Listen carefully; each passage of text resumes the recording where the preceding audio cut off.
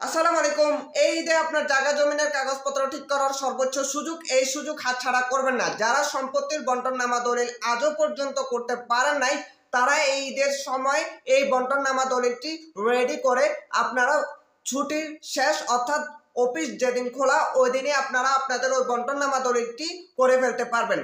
পরিবারের প্রত্যেকটা সদস্য যেহেতু এই ঈদে অর্থাৎ ঈদ উপলক্ষে সবাই যেহেতু একসাথ হয়, সকল ওয়ারিশ যেহেতু একসাথে সবাই আসে বাড়িতে, ওই বন্টননামা দলিলটি এখন করার সর্বোচ্চ সুযোগ। বছরের অন্য কখনো বা অন্য কোনো সময় এত বড় ছুটি বা একসাথ হওয়ার সুযোগ সবসময় মিলে না।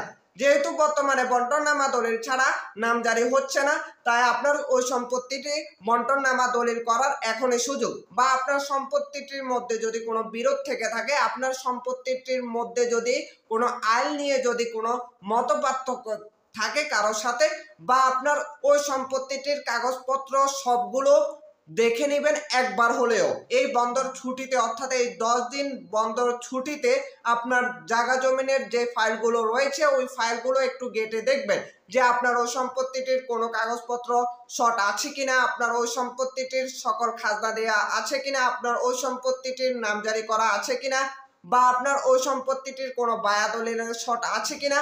অর্থাৎ এই বন্দর ছুটি আপনি কাজে লাগিয়ে দিন এই জায়গা জমিন সংক্রান্ত কিছু বিষয় নিয়ে। আপনি যখন আপনার জায়গা জমিনের এই কাগজপত্রগুলো একটু দেখবেন, অর্থাৎ আপনার এই বিষয়ে একটু ধারণা ক্রিয়েট হবে। যে সমস্যাটা দেখবেন ওই সমস্যাটা খুব তাড়াতাড়ি সমাধান করার একটি চেষ্টা করবেন। বছরের অন্য কোনো সময় বা অন্য কখনো আপনি এত লম্বা ছুটি পাবেন না, বা পেলেও আপনি অন্যান্য কাজে ব্যস্ত থাকবেন। তাই এই ঈদের বন্ধের ছুটিতে আপনি কাজে লাগিয়ে দিন এই জায়গা জমিনের সমস্যার সমাধান করার জন্য। বা আপনার পরিবারে যদি কোনো বন্টননামা যদি না থাকে, বা আপনাদের পরিবারের মধ্যে যদি কোনো দলিল করার প্রয়োজন হয়ে থাকে, বা আপনারা যদি যেই দাগের খাজনা দেন নাই বা অন্যান্য যেসব সমস্যাগুলো রয়েছে এই সমস্যাগুলো সমাধান করার এখনই সুযোগ, এই সমস্যাগুলো সমাধান করে নিন।